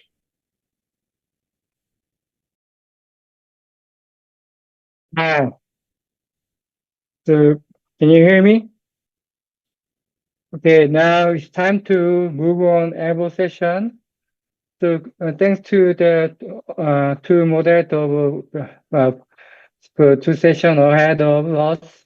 And the Upper Limb Society for this opportunity to talk about a rarely covered injury in the elbow. I do not have any relevant disclosures except my acknowledgement of what I've learned and cases shared to me. Some I have included in this talk by really good friends who are elbow experts. And by the end of this lecture, we should all be able to describe why the coronoid is crucial to elbow stability, identify core treatment principles for coronoid fractures, and in the end, integrate all of these principles into practical real-world strategies for trauma care. Let's start with this case of a young male who was seen in the ED, dislocated, and was referred to ortho because of the radial head fracture after the ED people tried to reduce it. And they also mentioned that they also see a fleck of unsure origin. Of course, the ortho bro explodes upon hearing the term fleck, But for the uninitiated, it's not uncommon to hear them refer to the coronoid as a plaque, as if it's a small, inconsequential fragment in the elbow. As we know, or on the contrary, a coronoid fracture, any type, is pathognomonic of an instability episode. If we look closer, that plaque may be an important restraining component of the ulnohumeral joint, preventing the posterior dislocation of the proximal ulna, which is of course, a primary elbow stabilizer. If we go through what we've learned through the years, our increased understanding of the biomechanics tell us that the fracture is likely the result of a shearing force, unlike its previous description of being an avulsion injury. So even for the relatively small fragments, that will only happen if the ulnohumeral joint came out, resulting to some level of instability, whether it's a subluxation or a dislocation. So the contribution of the fragment is not always apparent. And to better assess the effect of the fragment, a CT scan may be essential, especially if we're planning to do surgery. Testing for instability in a physical examination may be challenging, especially in a patient who is acutely injured and awake. But this, of course, can be confirmed once the patient is under anesthesia. Our appreciation of the fracture takes us to the next level of correlating the fragment size with the plan for management. Classification is the classic one proposed by Reagan and Mori, which is still relevant and widely used today, focused mainly on the size. So for the tip, it's a type 1. If it's less than 50%, it's a type 2, and type 3, if it's more than 50%. I still subscribe to the idea that the size of the fragment matters, but size alone does not ultimately determine stability. We still have to understand the impact of all other structures, especially the ligaments and even the secondary stabilizers. Dr. O'Driscoll, in a more recent and more nuanced classification, emphasized the location and configuration of coronoid fracture fragments, particularly those involving the anteromedial facet, which have predictable biomechanical consequences. So when the fracture extends to the sublime tubercle, we know this weird anterior bundle of the MCL attaches. The elbow loses its primary medial buttress, resulting in the characteristic varus and posterior medial rotatory instability. Here's an example of that. So lateral x-rays, it does not really look much. There is that plaque. But intraoperatively, we see gross movement demonstrating a classic varus posterior medial injury that needs stabilization. From a proper imaging, or if we have proper imaging alone, like a CT, we can clearly decide on the need to stabilize such injury. And so we'll go back to this case later as to what we did to manage it. We just go through some basic principles first. And again, we'll start with a case. Here we have what would seem like a simpler dislocation. Maybe there's something happening in the radial head. What is the usual initial step? So in many of our emergency rooms, everyone will agree that reduction is priority. And it's not wrong. We need to be aware that our maneuvers may change the fracture pattern or may make it more complex. But either way, the initial step is to reduce the safest setup available. So in this particular case, reduction seems satisfactory and the fragment is small. A real fleck, if I may. In this situation, if there's a way to comfortably check gross stability or gross stability, and if it's stable, and this is one situation where non-operative management may be considered, assuming, of course, that concentric reduction is maintained. After a short period of immobilization, it is possible to have good outcomes if the joint is stable after reduction. And this usually happens in the smaller fragments. That's why the classic classification is still relevant. Moving on to the approaches, the choice really depends on what structures we're trying to find and fix. So a versatile approach, of course, is the long posterior incision, which allows us to access both the medial and lateral sides. Not always necessary and may be a problem if you have soft tissue concerns around the elbows. Just to approach coronoid, especially with an anteromedial fragment involvement, it may be just easier to go with a smaller medial approach. For simple coronoid fractures in a terrible triad injury, the radial head fracture gap may also be used as a window to try to find and reduce the fragments, and sometimes even to apply hardware. But if it's too small, you can apply the hardware from another plane. Just visualize the reduction through the fracture gap. I'll show you an example of that later. Now, for more complex fractures, especially those involving the olecranon, these often have large fragments of the coronoid as well. The fracture, once we move the olecranon out of the way, is also gives us an excellent visualization of the coronoid. for reduction and fixation. And while not considered standard, and probably something that most of us will never do, a direct anterior approach may also be feasible. Again, this would not be my first choice, but it can be an option if the soft quality will allow limited access to certain planes. Now, after access and reduction, there are also a good number of options for fixation. And this, again, largely depends on the size and the location of the fragment, and how we expect the fragment to respond when loaded, emphasizing the role of proper imaging for preoperative planning. So a really, really small fragment may need suture anchors or other similar options if suture anchor is not available. Small screws may also be used to fix either from the posterior, from the large fragment to the small fragment, or directly anterior, small to big fragment, fixing under direct visualization. And of course, small plates are usually best to be available in different configurations and are good.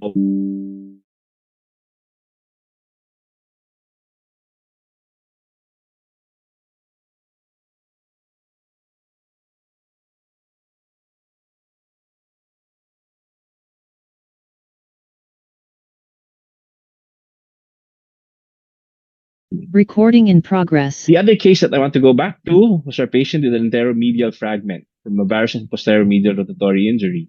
As mentioned, we are clear that this is an operative case. For the approach, because this fragment is best seen on the medial side and it's very difficult to access from the lateral side, we want to go direct medial. I prefer going more posterior through the FCU to better visualize the base of the fragment. But of course, splitting the flexor pronator mass is also an option, over the top approach. And here, because of the size fragment, it is fixed with a plate that matches enough to buttress and to counter the shear forces that's expected once the elbow starts moving. What if the fragments are irreparable? Reconstruction options have been reported in literature using mostly similarly contoured autografts or allografts. The olecranon, as exemplified in this case report, is a good local option, but it can still be challenging to match and ensure that that piece of olecranon tip will have enough coverage to try to buttress the joint from dislocating. But of course, if necessary, these are very viable options. Once we are happy with our procedure to achieve stability, what's next? Whatever which way we go, it is important to get the patients moving as early as possible. And this can start in the hospital once the patient is comfortable, to allow them to see that it's safe and encourage movement. If there are additional concerns with varus valgus stresses or flexion extension, will need to be limited. A brace may be a good form of support. When in doubt, a few weeks of deferring movement may be acceptable, especially if there is a high risk of persistent or recurrent instability.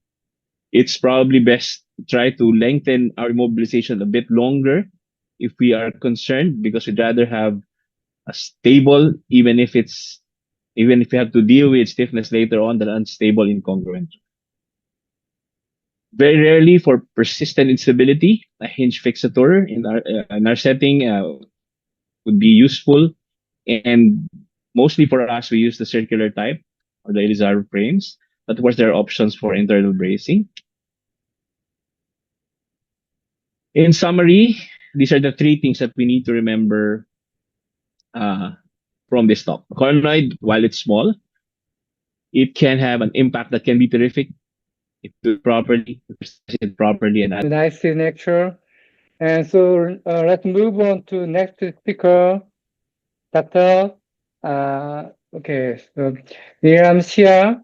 He's coming from Singapore General Hospital. So his topic is Capitellum fracture. So please share. Thank you. I'd like to let me share my slides.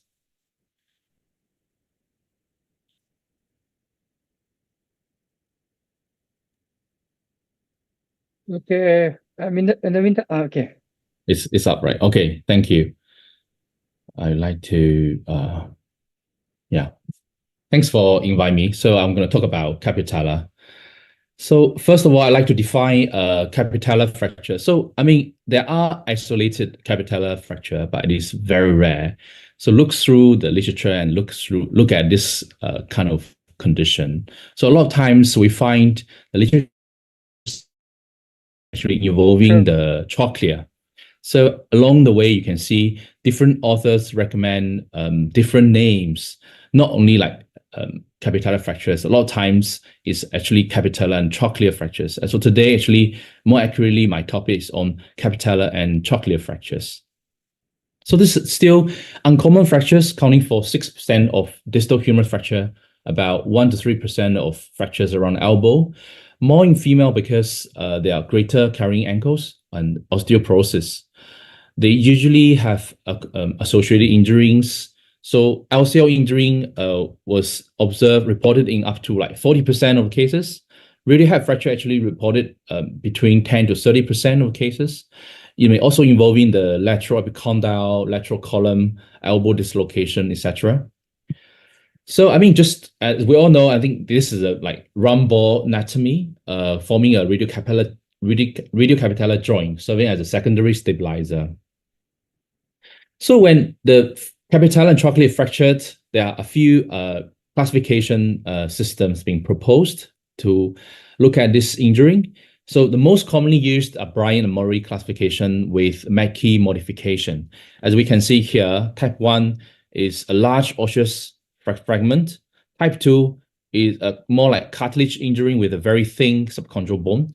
Type 3 is comminuted, while type 4 is modified. The Mackey is capitellar together with the trochlea here. And the next commonly one used is a Doubly classification. So so generally it indicate like 1 is isolated capitellar, 2 is capitellar together with trochlea, but they are intact in one piece. 3 is capitellar and trochlea, but they are separated. So A group is all the posterior column intact, while B group is the posterior comminution in this. So further, actually, interestingly, there are China group to further looking into the posterior comminution. This is like a classification of on the lateral radiograph of elbow. So they look at fracture line, draw a line of anterior humeral line and perpendicular line. So for this forms ankle together with fracture line. So the low fracture line is the angle between 60 to 90, moderate 45 to 60, and high fracture line is more than 45. They actually look at the case series. They find if, let's say, the fracture line belongs to low or moderate, a lot of times screw fixation is adequate. However, when it comes to a high fracture line, a lot of times with trochlea, posterior part trochlea, if the fracture involving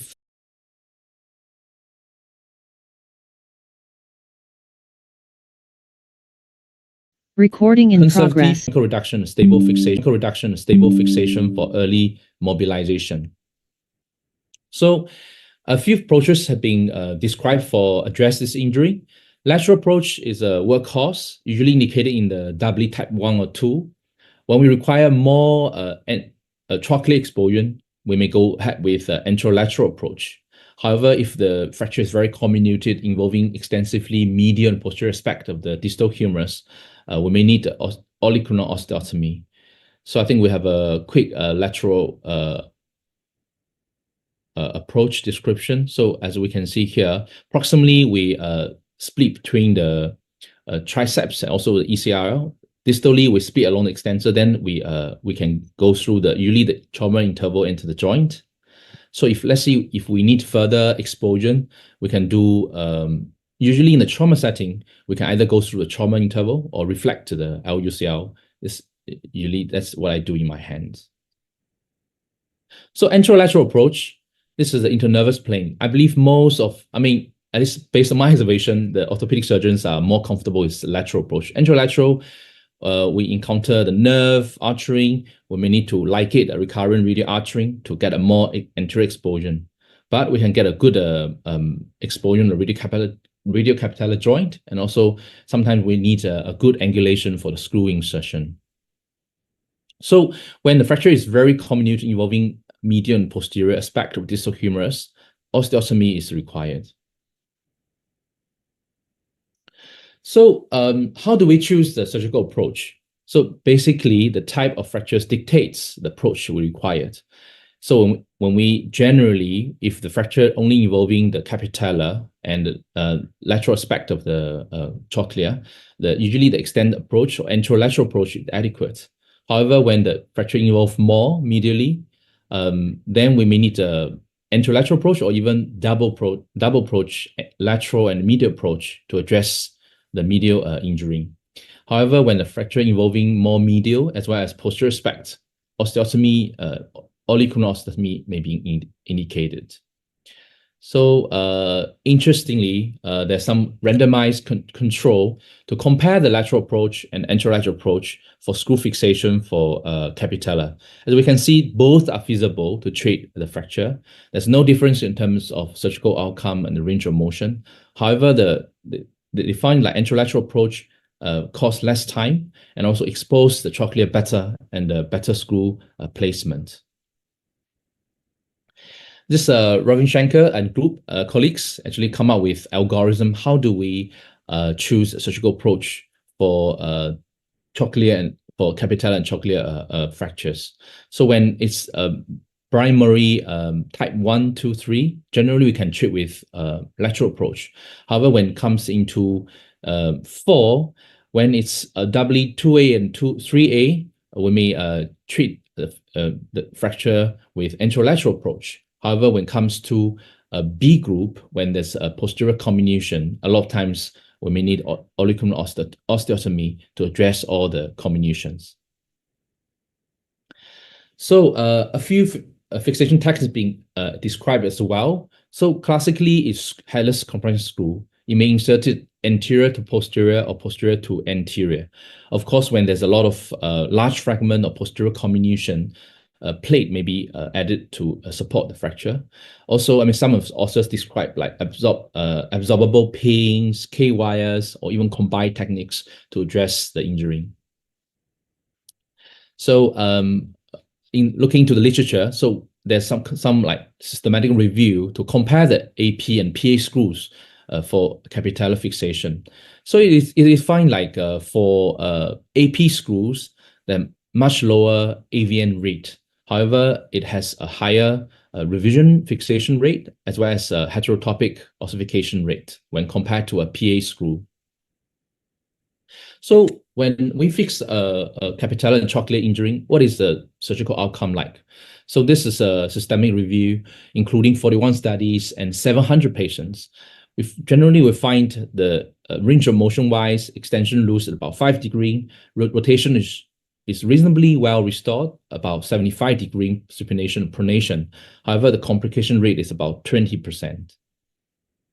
So this is one example of my case. So 28 years old, a motorcyclist skidded and fell on the outreached hand. So as we can see, this is quite comminuted, likely will be like at least primary type 3. So this is a CT to show the comminution.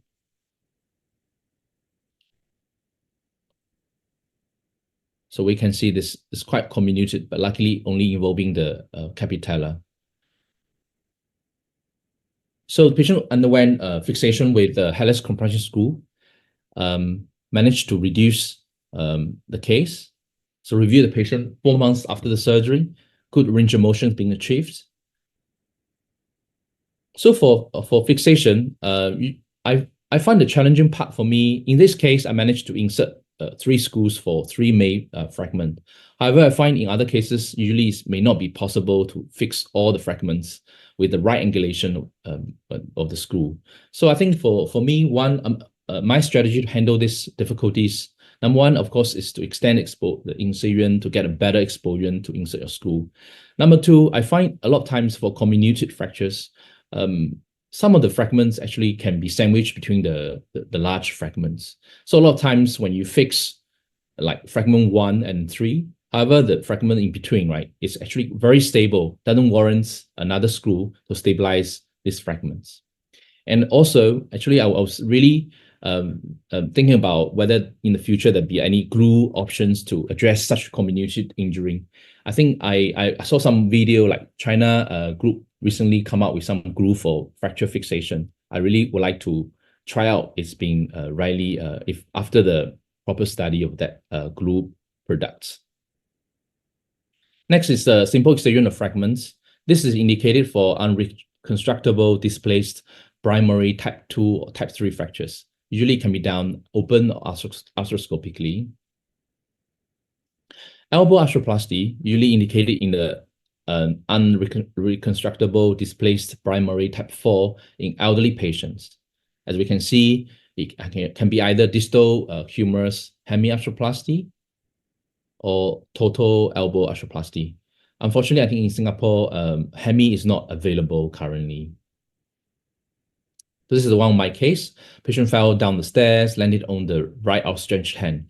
Unfortunately, we can see there's a capitellar and a trochlear fracture. However, there's also a lot of comminution involving other parts of the distal humerus as well. So in view of osteoporotic and comminution, we eventually did a total elbow in this case.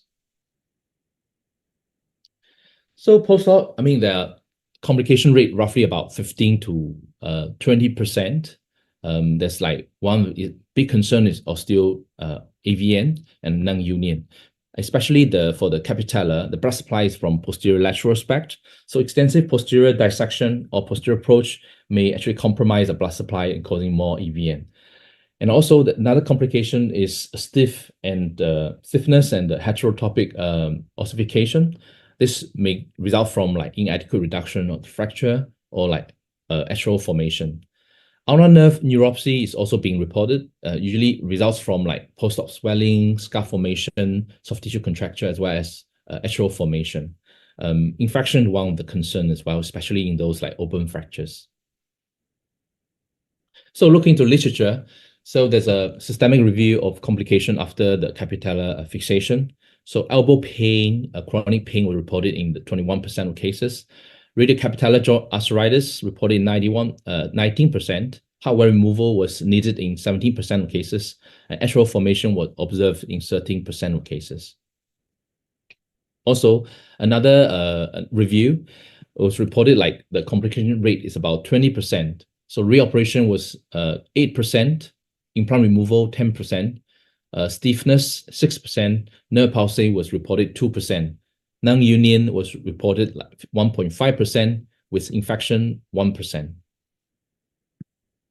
So this is one case I was referred to. So 74 years old female, right hand dominant, however fell on the left outstretched hand. So initially my colleague actually trying to go into to fix, this is a CT scan to look how comminuted this fracture is.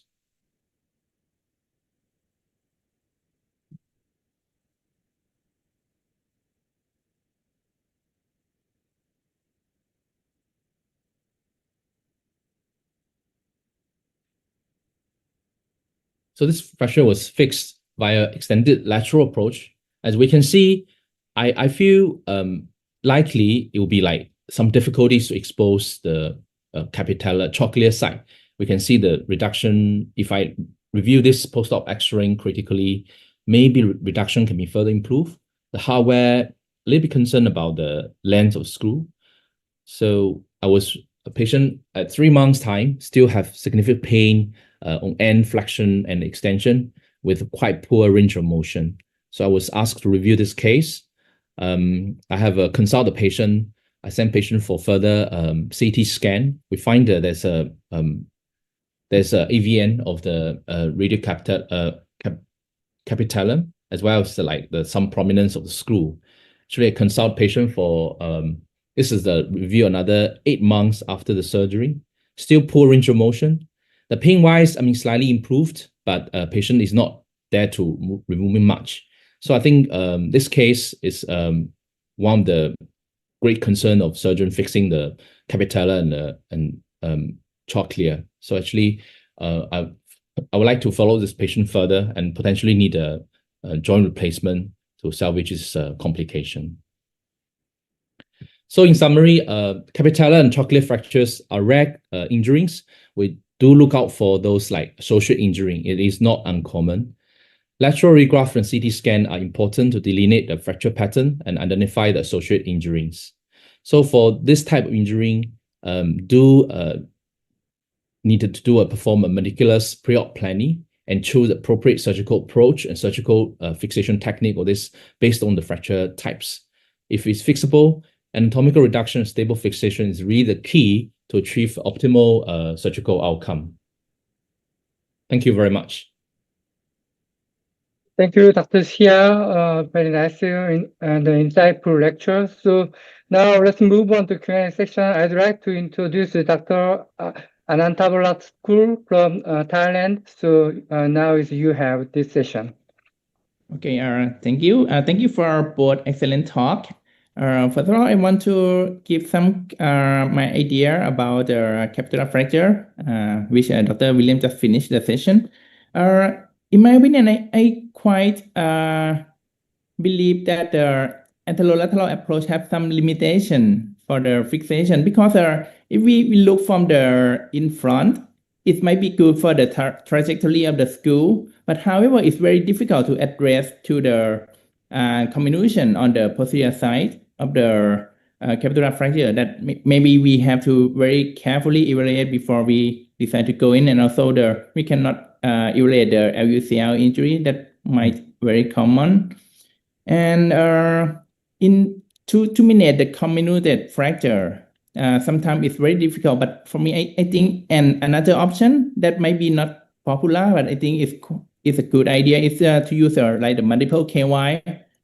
You put a multiple KY and try to capture the subchondral bone of each fragment and go into the medial column. I think that is another option that we can deal and when we found the case that's very difficult.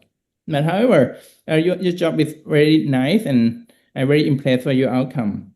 And for Dr. Nathaniel about the coronoid fracture, I think it's for the coronoid fracture is mainly we have to base on the site of the fragment, and we have to evaluate carefully from the CT scan that this fragment is involved in the AMCL attachment or not.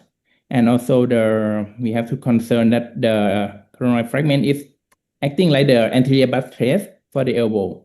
So if it's not stable, so as you mentioned that we have to evaluate intraoperatively if there is a loss of the anterior buttress effect.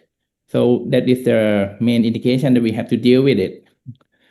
And I always talk with my resident that you have to know where is the sublime tubercle and do not detach the AMCL from the sublime tubercle while you try to reduce and expose to the coronoid fragment. That's just my comment. Okay, so the 3 minutes left, but I cannot see any other question. But so okay, I'd like to have a question to Dr. Orillaza. So when you're choosing the approach way to getting there, so what do you consider the coronoid? Yeah. So as I mentioned, it's really where we need to be depending on the fragment. So if it's an anteromedial fragment, of course, we need to go on the medial side. If we need to be a bit more, we need to approach both sides, and maybe a long posterior would be the best, and try to get from medial and lateral after we create the big flaps. But I think the most important factor as well, which is not always emphasized, is the status of the soft tissue. That's why sometimes we do have to be innovative when it comes to the approach, because we have to make sure that we are not creating more problems by going through contused skin. That's my short answer to that. Okay, thank you. Great answer. Dr. Xia, I have a question to you. So in your last case, what would you do if you handled from the past? Old age and some very committed and some complex fracture in the capitellum. So what would you do in your last case? My last case. So yes. I think I will need to evaluate this patient more to look at more like patient's profile. So I think she's quite elderly. If let's say she want to do minimal, I probably consider to remove the prominent implants, then see how she performing, whether improve range of motion. how is the pain after that. If really like she reported significant pain after that, then I may consider to do a total elbow replacement in my hands. Yeah, agree. Yeah, now is 1 minute left, but time is up, and I will pass on our session to the committee members. Thank you, all of them. Okay.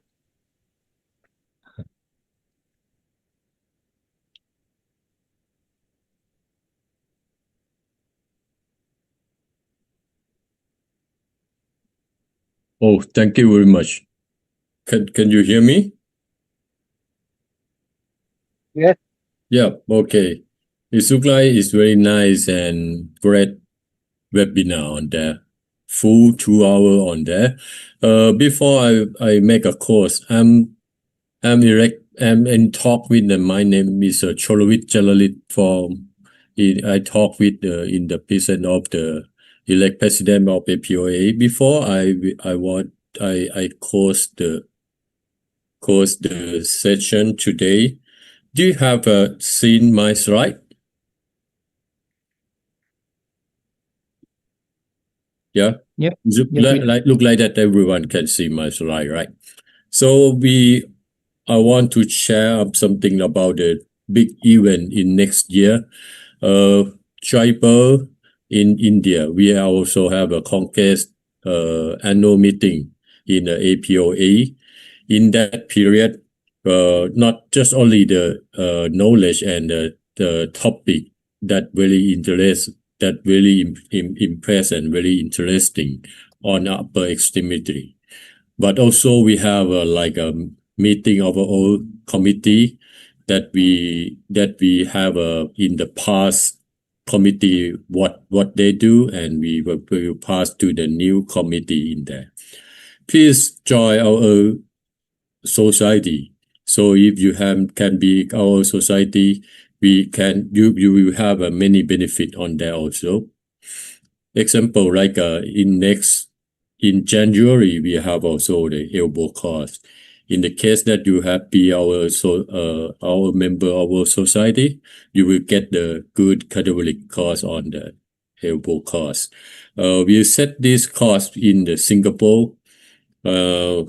The course chairman is Dr. Ken Lipua from Singapore. Our faculty is Dr. Margaret Fogg from Hong Kong, our president now, and Professor In Ho from South Korea, Professor Cholowit Jalalit from Thailand, Dr. Andy Wee from Singapore, and also Dr. Erika Kolai from Indonesia.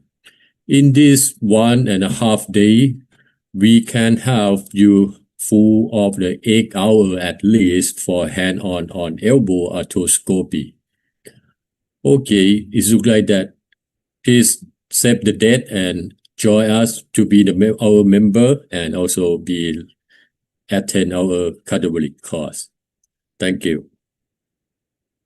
Before we close the webinar, please open your video so we can take a picture together.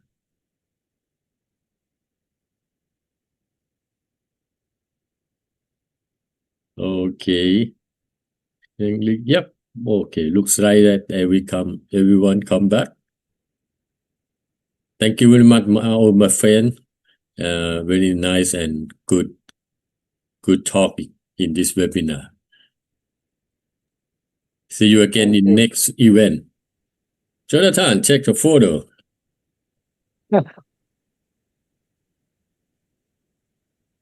Okay. Thank you. Thank you. Okay. Thank you. Thank you. Thank you. Thank you. Bye. Bye-bye. Bye. Thank you, everybody. Bye. Thank you very much. Bye. Bye. Thank you. Thank you. Thank you. Abhijeet. Nat, thank you. Have a great weekend. Thanks, Chan. See you soon. See you. Can I ask Cholawis, are you still there? Oh.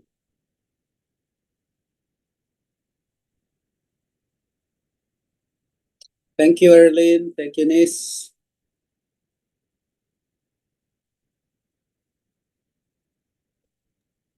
Jonathan, thank you. Thank you so much. Till next time. Yes, you're welcome. Yes.